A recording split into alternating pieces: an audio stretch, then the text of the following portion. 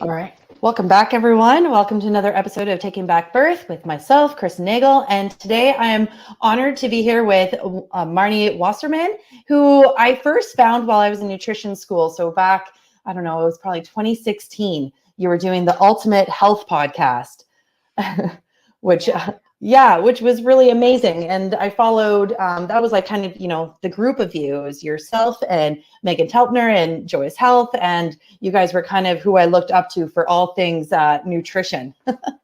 Yeah, been at it for a long time. Yeah, absolutely. But now you've transitioned, you've had two little ones. And we were just talking about trying to run podcasts with little ones and, the ups and downs, the ebbs and flows of it. But now you've transitioned to the Ultimate Baby podcast since having your two.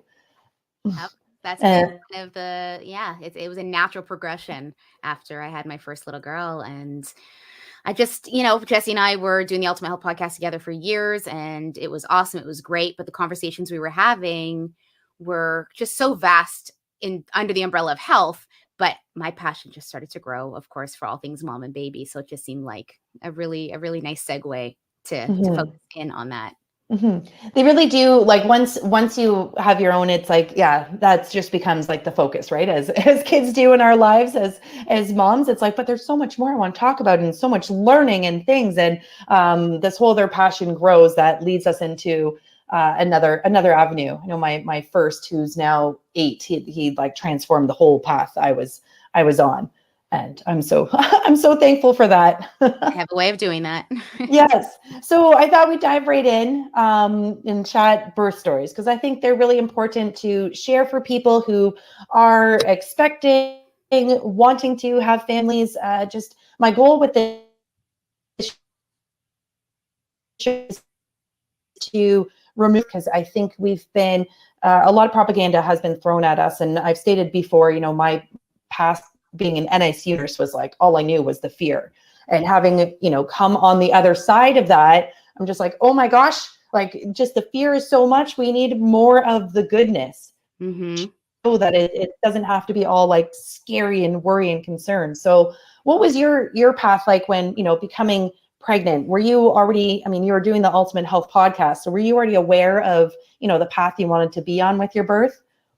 I was, and it's something that I'm trying to remember exactly when it was. I think it was in university when I was in kinesiology. I remember reading this book on women in health or something like that. And that was the first time I had learned about midwives. And I was like, this is so cool. Like that there's another option for women who want to give birth and they don't have to see a doctor, because I've always kind of been more or less alternative. And it just kind of stuck with me. And then over the years, as I learned more and when I started thinking about getting pregnant, and I remember, because I used to live in Toronto, and I remember when we first moved to Windsor, we weren't even married yet, but like I knew I wanted to have kids eventually. But I remember one of the first things I did when I moved here, I was like, how many midwives are in Windsor? So I've always known that I wanted to follow that alternative path. And so when I first got pregnant, the first thing I did was call the midwife and book an appointment. And my goal was also to always have a home birth. It just felt so right with everything that I valued and everything that I believed in. And my family's relatively alternative too, or at least they get the way that I've always been. So I had a lot of support from my parents and my brother, and Jesse luckily was also on the same page. So we, did even more research now that it was a reality for us to make sure we could strive for that outcome. And obviously we can get into more detail, but it did work out ×2. So the values were always there. I think we should get into more details. That's an important part. So probe. So how was your pregnancy? Did you allow things to, just be, were there tests involved? Like, how did you feel during the pregnancy? Because I know a lot of times that's another conversation we've been having, is how much we put out externally to outside, sources to tell us what is happening with our bodies. Yeah. So luckily, I should start with saying, just because you see a midwife doesn't mean that they're going to follow everything that's so alternative. Some of them can be more hardcore by pushing more of the system. So it really depends on who you get, where you go, and their philosophies. So I was lucky. I had a mix of both, but I was able to kind of navigate each conversation, and they presented everything to me, which is really the most important thing, is having that informed consent, is knowing what your options were. So I went into my pregnancy like, I want as minimal intervention as possible. But I also didn't know what some of the different decisions that were going to come up along the way. So sometimes I was like, oh, I didn't know about this. I didn't know that this was an option. Or I was like, no, absolutely no ultrasounds. And then I decided to have 2. So there's things that kind of come up that you have to do some homework on. But there were I didn't get any really testing done other than blood work. That was just, finding out, my blood type and making sure that everything was on track with my hormones and my nutrition levels. And then I didn't do the blood glucose test. I didn't get any vaccinations. I didn't do anything that felt out of my comfort zone. And then the ultrasound was the one thing that I was like, I don't know if I want to do it, but I also to see that little babe inside of you. And I also wanted to just make sure everything was on track with the anatomy and, make sure it was a healthy growing baby. So that was kind of my little compromise. It was to do the initial one and then the 20-week one. And trying to think along the way, there was not much else. I really kept it so simple and just took care of myself at home. I went for my check-ins and asked lots of questions, especially with number 1. I had so many questions. And with number 2, it was like, I had no question. No, I had a few, but yeah, it was really good. And I was very lucky. I had a very good pregnancy. I felt a little bit nauseous in the beginning, nothing too crazy. It passed. I carried pretty well. I felt good. I loved being pregnant. I really did. Not everyone can say that, but I really loved the whole experience of my body transforming, feeling the baby, watching it grow, and just the excitement of it all. So it was a really positive experience both times, actually. I loved being pregnant too. I know it's unfortunate that a lot of people can't say that. I feel very blessed that, like yourself, was able to enjoy that whole process. Like even, body changing, the feeling baby inside just growing. I do. It's like even after, I thought I was done after number 2. And then this one, I'm pretty sure done. If you get that little bit of pang of like, oh, I'm never going to feel that again, a little bit of sadness. That's the hard with part. it. I know. There's something so magical about that experience. When you're talking about hormones, it reminded me, I was like, oh yeah, this was a big part of a lot what you're showing on your Instagram pages and throughout your journey was you had, I believe it was Hashimoto's, correct? You got it. Yeah. And that's hypo, right? Hypo. Yeah, it can swing between both, but more so hypo for sure. So hypoactive thyroidism, and you kind of healed yourself. I don't think we're allowed to use that word, but I'm going to, with changing your diet, with adding a lot more meat foods, like carnivore diet, into it. And so I'm curious, because I believe this probably comes up a lot during people, becoming pregnant. They're worried about their hormones and thyroids and or thyroids, because thyroid, there's only one. But how did you find that? How did you navigate that for anybody that might be becoming pregnant, having thyroid issues? Yeah, that's the backstory. So, I was vegetarian for many years and, running my business in Toronto, loving life, doing great, until all of a sudden I wasn't. So I started to seek out help from different practitioners and started to navigate what was going on with me. And lo and behold, I found out after doing multiple tests and digging a bit deeper, and also listening to some of the guests on the Ultimate Health podcast tell their stories, I was like, whoa, that sounds familiar. Whoa, that sounds familiar. Maybe it's Hashimoto's. So when I got the blood work done, I was like, oh, okay, antibodies. And I started to really, do some checks. And I was like, okay, this all makes sense. So this was, I'm trying to think, probably 2016-ish, right around when we moved to Windsor. Everything started to come together, and I knew that something had to change, and a big part of it was diet.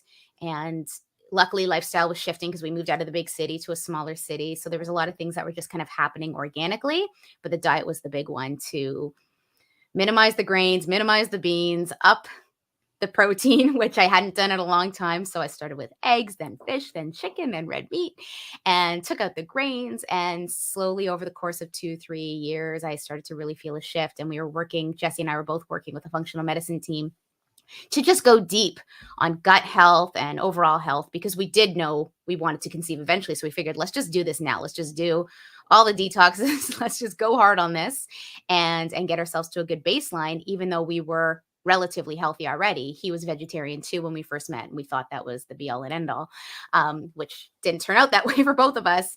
So luckily we kind of transformed our diet together and took control of our health.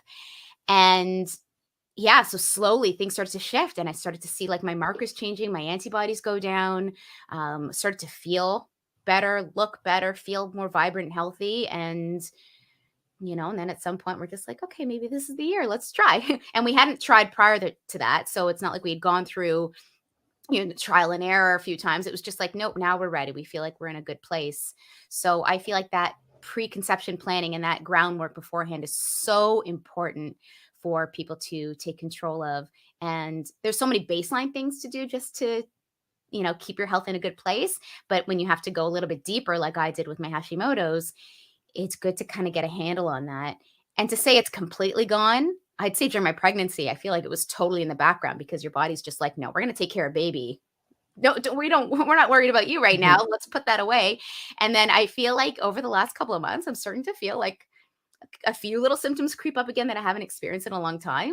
So I'm just like, because during pregnancy, I started craving grains again. So I incorporated some gluten-free grains, and I was fine with all that. But I feel like now it's like, my body might be saying it's time to scale back a bit.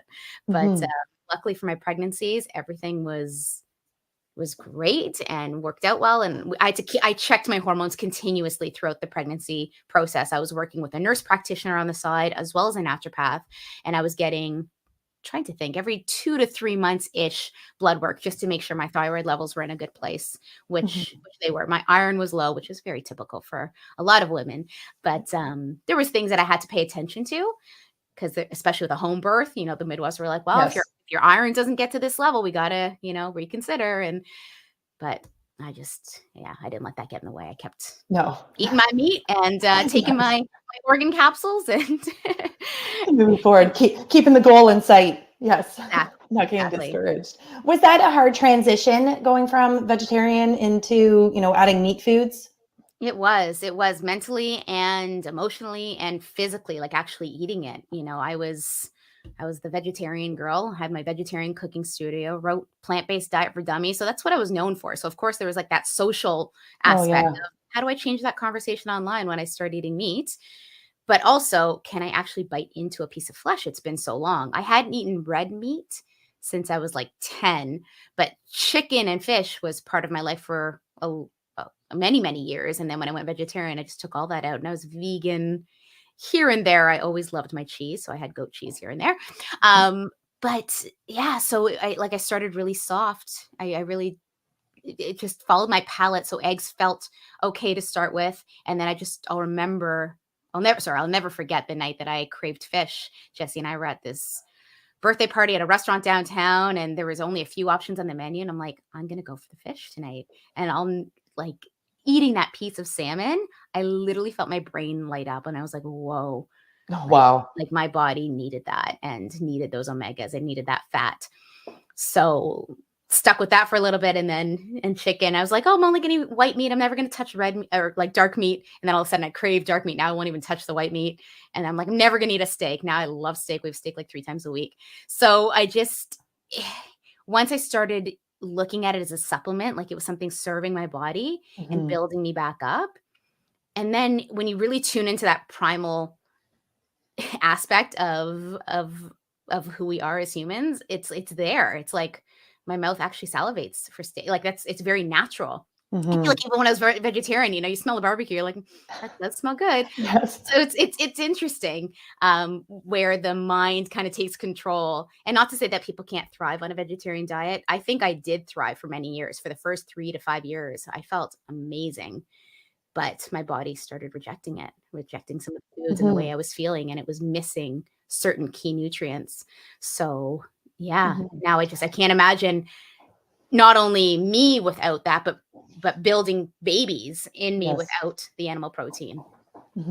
It's so interesting, right? Because coming through the nutrition world, I'm sure throughout the years, because you had been in it much longer than I had, but you kind of get stuck thinking, there's certain ways, like this is the be all, or this is the diet, this is how you need to eat, and then you kind of start navigating and through life, and then realizing that there is no one size fits all, there is no best way, there is no almost like right or wrong, like it is how your body feels and adapts, and how your body like reacts, and when removing those labels of good and bad, it's just like, okay, are you being nourished by what you're eating, and realizing that we are ever changing beings. We live in Canada, so changing seasons, so we're always constantly changing, which means our diets are going to change with us. I read this book, sorry, I know you're about to, it just helped put everything from nutrition school in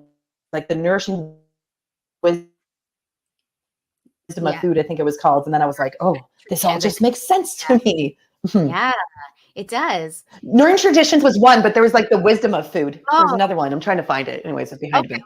Yeah. Yeah, I'm sure I have it somewhere. But yeah, it's very true because a lot of people get, and me included at times for sure, but also being someone who was, speaking publicly about it and making sure I was kind of up to date on things, I always tried to tune into myself, whereas a lot of people just wanted to kind of follow what they thought they should eat or the way that they should eat because it sounded good or that there's a certain result promised, as opposed to actually, like, at the end of the day, checking into how they were feeling. And it was interesting because I expected a lot more backlash when I kind of started to I was reveal. going to ask. Yeah. And there was a few people like, whoa, I don't understand. Like, how do you have a vegan cooking studio and you eat meat? That's such a, contradiction, and you're a liar, and all the, few people, Yes. but minimal compared to the people that reached out to me and said, oh my goodness, I've actually been thinking about doing this. And I've been so nervous, or I haven't had the confidence, or tell me about your journey, or I want to know how to do this. How can I start to do this? Or I'm feeling like, how did you know from the blood work? I got so many amazing questions of people coming forward feeling like they weren't in alignment with the way that they were eating and needed that nudge or that help to get them to the other side. So it was really eye opening for, I think, a lot of people, and for me to, realize that people stick to a dogmatic way of eating based on, what they think they should do versus what their body really needs. It's that I was curious how that would have been received, but it's amazing that, it was almost kind of liberating for people just like needing that permission from someone else, being like, oh no, it's okay Right. to look outside this and do this. And you mentioned something very important too, is the preconception. And I love that, you and Jesse went on this journey together, and, like he was looking at his diet and changing the way he ate and looking at these things. And you guys were thinking about this, as a couple, as you should, as knowing that, it takes, two parts to create a baby. And I think a lot of that is sometimes forgotten, that a lot of it is placed on the woman who is growing the baby, who, the baby is, going to be, housed inside our womb for, 9 months. But the beginning, the male aspect is vital. And I think some of that is taken for granted of how important it is for the men to be aware of their diet and what they're eating, and what they're going to pass on to baby. 100%. 100%. It takes two to tango, and you have to go through it together. And we were both taking different supplements and making sure, like, I'm looking at our sauna right now. We avoided the sauna while we were trying to conceive because it can, the heat can impact sperm, and it can also affect women's health too. So, like, little, like, small things, but big things that ended up having a big impact.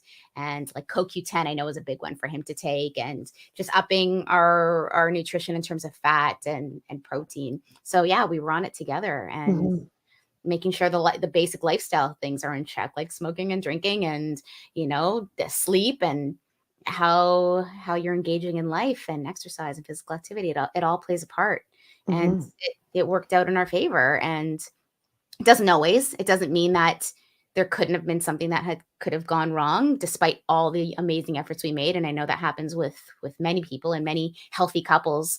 Unexplained reasons, but it worked out in our favor, and we're very grateful. But we did the work, and we're no spring chickens. We're I don't even know, how old am I? I'm 42, I think 41. But I was 38 when I had my daughter, when we first got pregnant.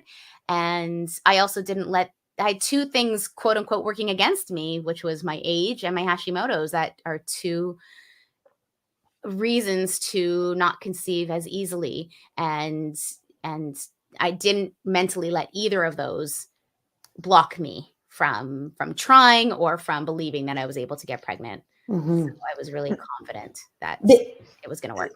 The age is really important, because I know that comes up a lot, because I just had a baby girl at 40 as well. And a lot of people ask, because the medical system, at age 35, you are then announced as AMA, advanced maternal age, or geriatric pregnancy, which is a very fun term to be using. And I thought it froze for a second. I think my internet might be, hopefully that was okay, didn't cut out. But it is interesting, the AMA, like the labeling they put on you. And I'm wondering if, and I tell people that if you can get pregnant, this whole idea of age is just a false belief, like a narrative that they have told us in the system. And I'm curious if you had any pushback from your midwives or anyone moving forward, especially with wanting a home birth. It came up a few times, where they would, show me different pages and say, like, you're in this category, and, these are things that we have to be prepared for, or, look into as we get closer to delivery, or, but they also could tell the lifestyle that I lived and the way that I looked. I look like I'm 25, and they could just tell the things I was doing was all good. But again, it comes down to what's written on the paper. Your birthday is 1981, so we got to follow this protocol. But yeah, there was a little bit. It wasn't a lot. I was very lucky to have, for my first pregnancy, one really cool midwife and one more hardcore one, but she was perfect for delivery and labor. I didn't like her so much for during my appointments, but the other one who was really cool, she was just so open-minded and so awesome with every decision that I made and the way that I navigated my pregnancy. Mm-hmm. Which is key. You want to make sure that you have like good people in your corner that you feel supported by and relaxed, and knowing that you can, have the birth that you want without too much pushback. So that's leads into the, the exciting, the nitty gritty. So it was your first babe, first home experience, first everything. I had 2 hospitalized births, very medicalized with epidurals. And then my Adley 4 months ago was, I called her my redemption birth of, getting to experience the home birth with just being here and experiencing all of it. So very different, obviously. It was the hardest thing, but most empowering thing I've ever done. But I would love to hear, first time mom, first time going in it. What were all the feels? What was the birth like for you? Oh, so crazy. You go through the whole pregnancy and you're just like, okay, this is great. And then at one point you're like, this baby has to come out of me. Like, Yes. you hear and you see that it hurts and that it's hard. And I was doing all kinds of courses. I did the Love Your Labor course and I did the Mama Natural course. And you see parents talking about their stories of, oh my God, and it was like crazy and I was dying. And so you're like, okay, it's getting closer. And as when you're in like that, like last 2 weeks closer to your due date, you're just like, in the waiting game. And then I surpassed the due date. And then you're like getting a little anxious because now they're like, okay, we may have to induce, we may have to figure out another way here. And things started, it just it gives me like chills just thinking about like how it all went down. But I got my daughter, well, we didn't know it was a girl at the time, but she had, I guess, kicked in a way that caused a hind water leak. So I had this little bit of a leakage, which was not so much my water breaking, but just enough that it could have gone to an emergency situation. So when I woke up one night after day 6 post due date, it was, okay, we've got 24 hours here and we got to make an appointment at the hospital. So like my dream was like shattered in that moment. It was like, oh my goodness, what do we, like I had the hospital bag packed, but I was like, we got to figure this out. So I'll never forget just going on a Sunday morning into the midwife clinic and them like checking. They're like, yep, that's cervical fluid. Like we're in it now. And the water's trickling out really slowly, which is risk for infection and all kinds of things. So we got to work hard in these next 24 hours or tomorrow morning. Actually, at first they said tonight, we're going to go to the hospital. And I was devastated. Called my doula, which we haven't even brought up. I had a doula too as well. And I was just like, what do we do? She was like, okay, I'm coming over.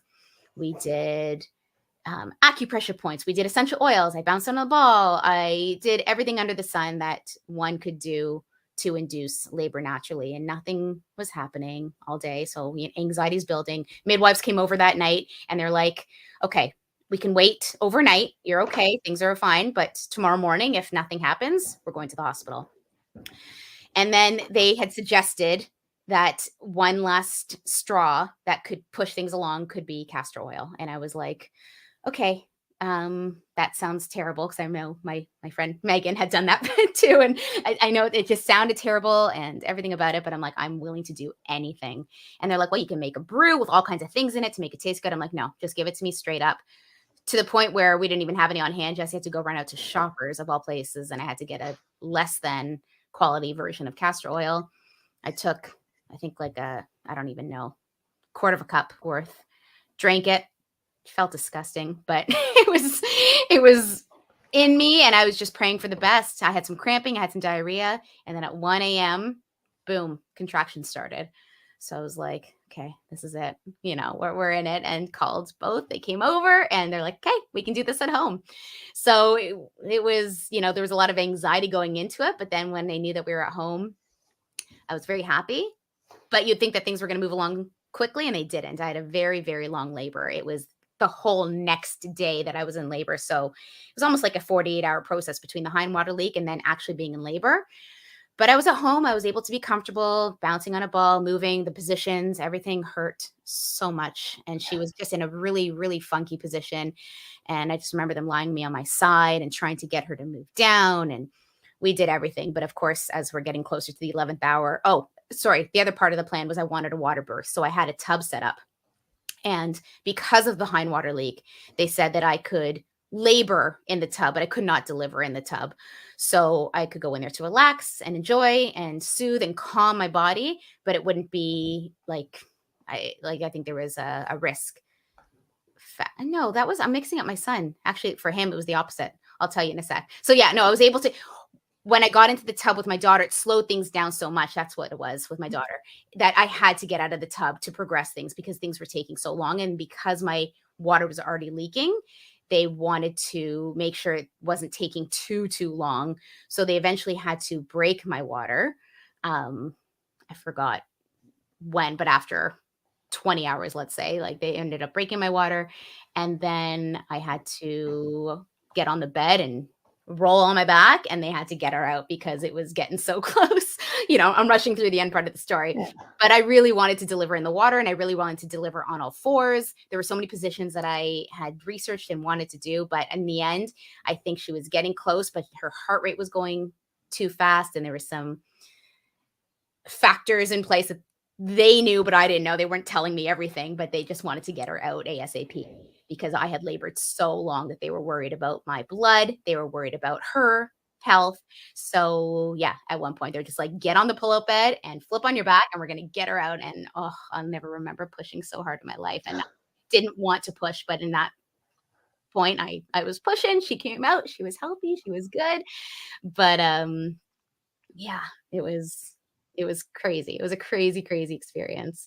And yeah, from 1 a.m. from the day before to she was born at 1:11 a.m. the next day. So it was a full 24 hours of contractions. A lot. It was very taxing on my body to the point where one intervention that I had to have right after she was born is put oxytocin into my leg because they needed to make sure my placenta got out. Okay. So that was something they asked me right before, and they're like, are you okay? I'm like I didn't, you're stuck in it. But that was the one thing that it was after she was already out. So I knew it wasn't going to affect her at all. It was, it was just in my leg. And they said, honestly, the amount that it was so little, but I was okay, fine. If it means it was either that or there was a chance I'd have to go to the hospital. So I took. And Yeah, anything to avoid the hospital transfer. So there's, I was like trying to make notes because I was like, oh, there's a bunch of things that I want to make sure to bring up. Was the Love Your Labor course Yep. with Corinne Brown, which is amazing because she's coming to speak at our conference in September 23rd, and she's just fabulous. I just love her, and I can't wait for her to come and teach in September. One of the interesting things with since I've been connected with Corinne is just the changes in her unlearning as well. Like she's been really kind of adding and changing different things in her course that I wonder it'd be interesting to look back on now for yourself, having gone through it almost probably 4 years ago to now. Because there's a few things that I have learned over the years, and I hope it's okay. I'm going to use some teaching moments. Is that okay? Sure. Was my first son as well, because I didn't know any better. I was so hospitalized. I went through all the tests and everything, tested GBS positive, which definitely I did not do for the second, but I had the same leak, that same, water trickle leak. And it's like, oh my gosh, okay, now it's leaking. Now I have to go to the hospital because I'm GBS. I need antibiotics and blah, blah, blah. What I have now since learned is that leak can actually reseal if it's a little one, and that the water is constantly changing, and like every hour you have like a cup every hour or 3 hours. I might be getting that wrong, but a new cup of fluid is changing in and coming in and renewing. And it's not the same concern as what we have learned with being in the system. And so I'm listening and I'm like, I'm training to be a traditional birth companion. I don't know if you come around those or learning or what. So it's very interesting to learn about these things because I'm, trying to come out of system NICU and moving over here. Is the natural induction too is something that Corinne has now changing in her course.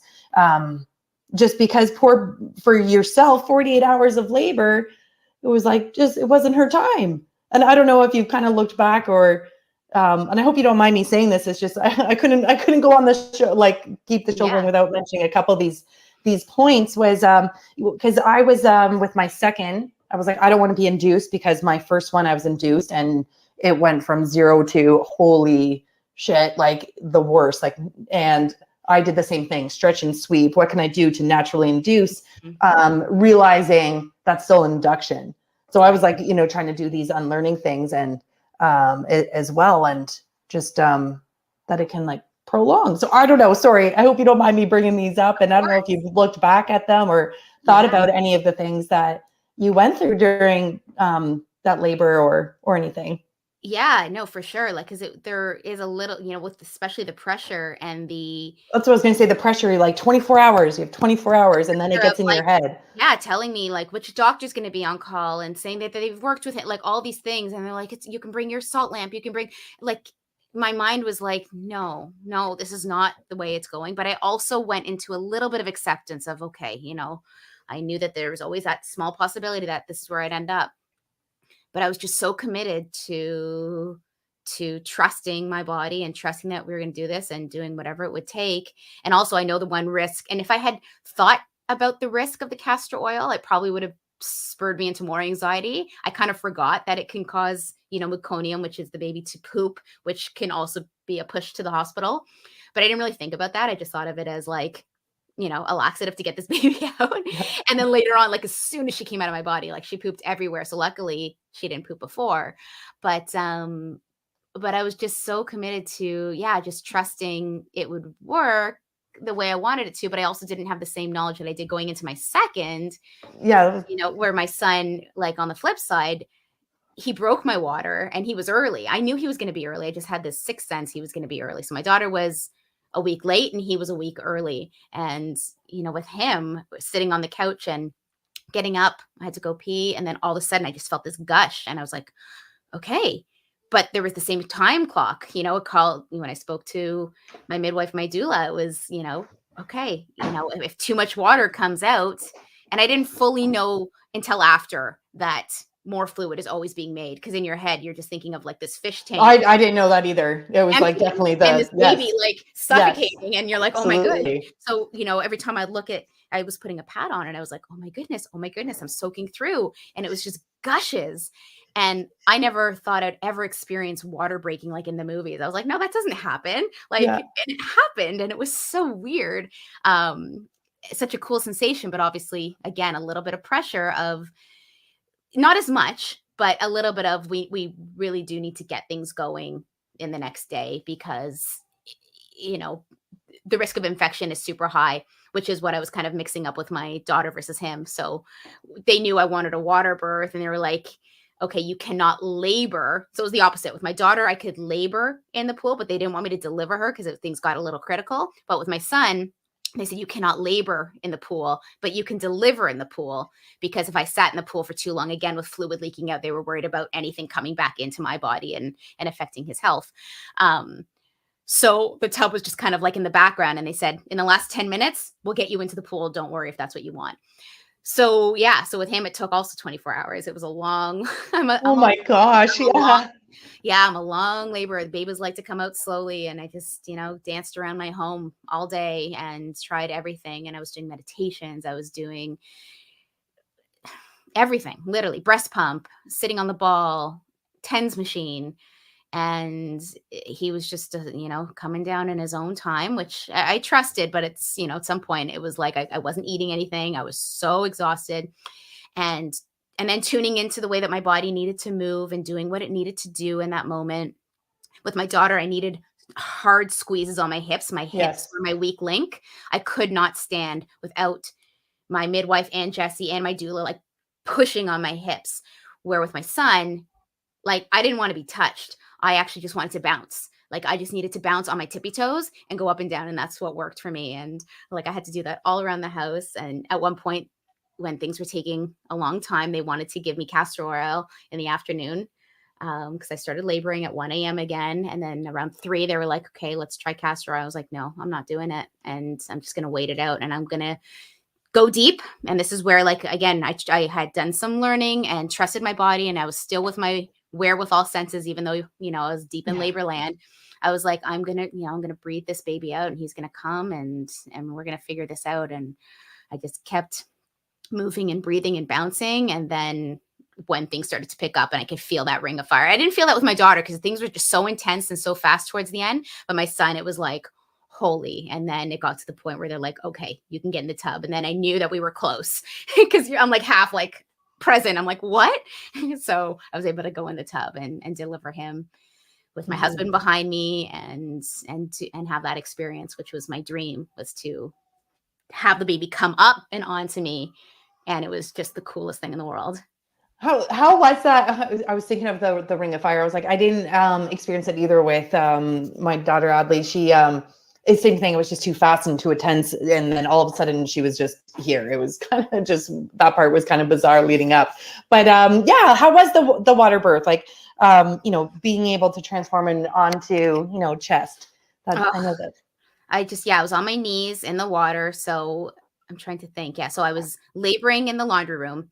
And then I could feel him like coming down. He was like bulging right there. And they were like, okay, can you walk over to the tub? And then blood started trickling down my legs. And of course, you get a little scared because you're like, what's that? They're like, no, get into the tub and you're going to go through, as many contractions as you can. And we're going to, push him out. And I just, you think he's coming each time, right? Because it just feels like this giant poop. And you're just like, okay, it's happening. And then the contraction ends and you're like, no, it's not theirs. But I remember being like 2 or 3 contractions in the tub where I was on my knees.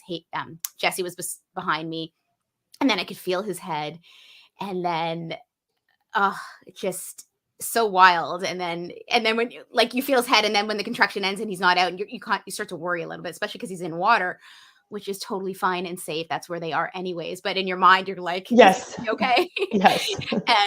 and then, the next one, it did make things so much easier because my body just relaxes so much in the water. And so many women would experience that too, that you just, your body just melts into it. And then I just breathed him out and he came up onto me and it was just magic, pure magic. No, that's amazing. To me, I'm bringing on a little walk with me. My little one only sleeps like 1 sleep cycle, unfortunately. So so there she is. So behind the disaster of the house. So the best part for me was, and I'm sure like most women, here you are, baby girl. Did you want to see what we're talking about? You're okay. Just, I'm going to end this. Yep, you did good.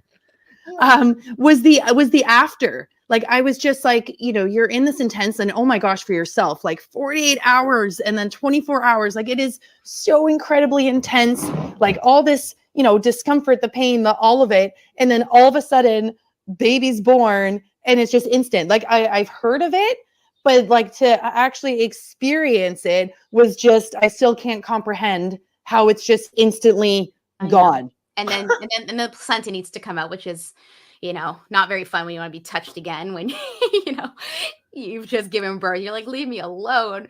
But and because I had such long labors, again, they wanted to make sure everything was healthy and fine with the placenta. So I just, you know, moved on to, I had an air mattress set up beside the pool, lay down, had them on me, and you know, they did their thing to get the placenta out. But yeah, it's just pure magic. Hi, sweet one. Yeah. Say hello. You wanted to come on? Wakey, wakey. Yeah. Yeah. Yeah. I just think it's so incredible. And with the goal of, you know, bringing on guests is just to share different experiences, different birth stories, and just to really start removing the fear that seems to be kind of around birth, and kind of just normalize like what our bodies are meant to do again. Like, just getting back to kind of, you know, how we used to birth, getting back to, you know, it just being with wise women around us and supporting us, and just being able to have that full experience. Because I think how I believe is that, you know, once you have that confidence, you can go through the hardest things in your life. Like, I'm still thinking of you, like 48 hours, 24 hours, like you did it. And at the end, it's like, oh my gosh, like I just went through the hardest thing. And at the end, you're just, I did that. And it makes it that much sweeter when you've gone through it. And it's so hard. And so, like, I don't know, like, again, I don't want to like compare because I haven't gone through a full conventional birth, but I just feel like it's just like nature's amazing. It'll do its thing. And why nature makes it hurt so much, I don't know. But women have been doing this for many, many, many, many, many years, and our body is able to do it. And there's ways to work with it and to honor it. And then when you do, yeah, you just come out the other side and you're like, holy F, like, how did that happen? And then, you know, your partner or whoever's there is just like, oh my God, like everyone's just cheering you on, and everyone's story is so unique and what went on, what took place. But it is pure magic. Like, it is like, and it's something that, you know, happens all the time, every minute of every day, all around the world. But that's not to take away from the magic that it is. And it's just like, how do we do it? And how do we create this being? It's beyond. It's miraculous. Like, it is amazing. And like you said, it is just something, you know, so common, but just still so intricate and empowering for each individual. I think, you know, I blogged about my story, and I started off with like, nothing about this story is unique, but everyone's story is unique to the individual. And it is this rite of passage. And I think when you go through those hardest moments, a friend of mine, a doula, well, she was a doula, now is a traditional birth companion. She said, you know, that pain that you go through is, she explained it the best, was that pain you go through is so you realize that it is your job to fight for your children, and it is hard, and it is worth it at the end. And to, you know, it has to remind you that it is hard, but that you can do it, you can endure it, so you can continue to fight for them throughout bringing them up. And I just thought that was such a beautiful way to kind of acknowledge what we go through. And to kind of add another layer, he brought up, you know, Jesse, partners, everyone in the room. I think we don't realize the impact it also has on our husbands, the men, our partners that are involved. And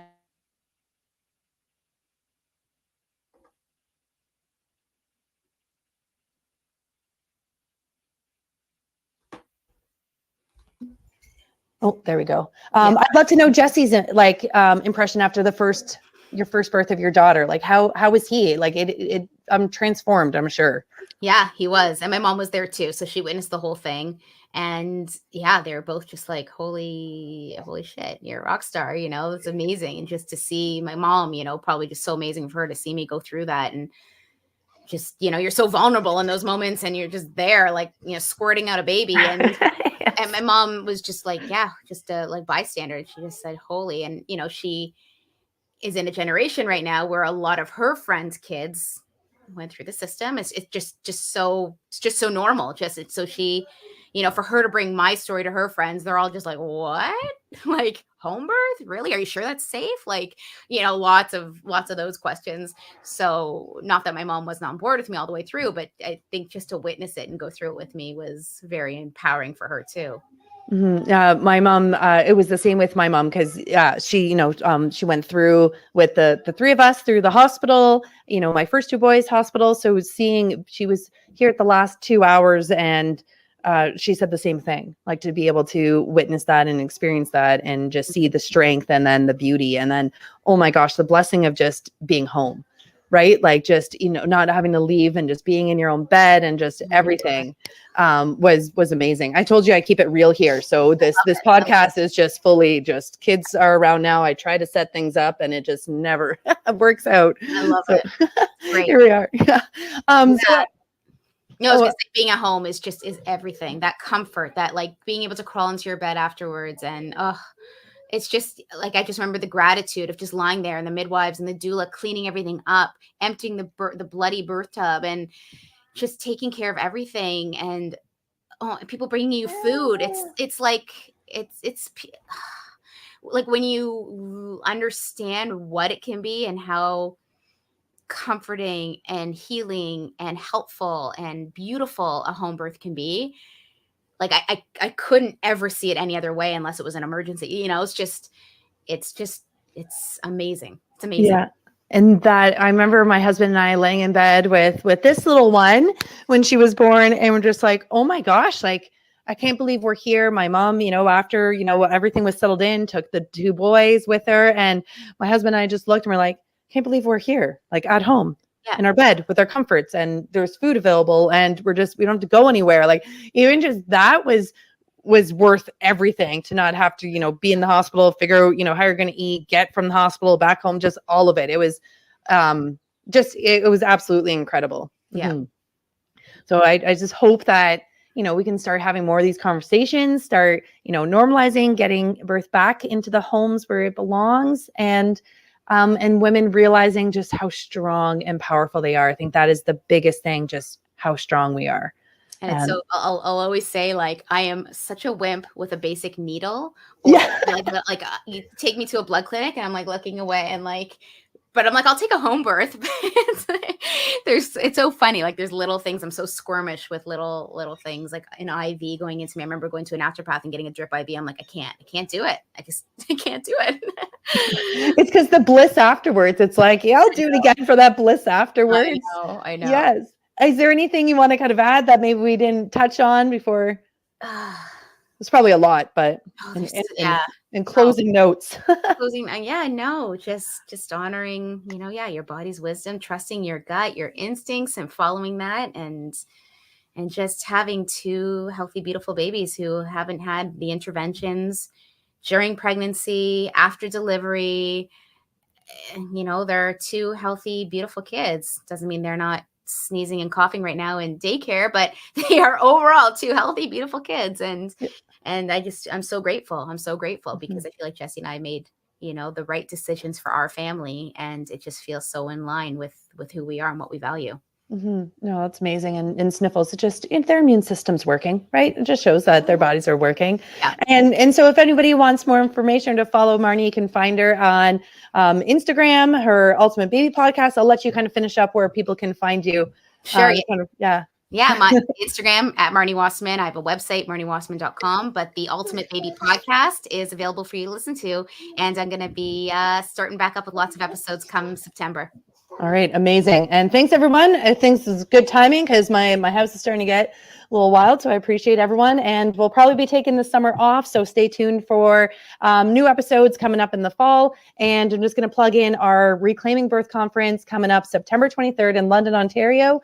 And I am looking at creating online ticket sales. So wherever you are in Canada, the world, you'll be able to watch this conference coming up in September. So thanks everyone. And thank you, Marni, for your time. It's really, really appreciated. It's been a pleasure speaking with you. Thank you. Thank you for having me. All right. Bye. Bye.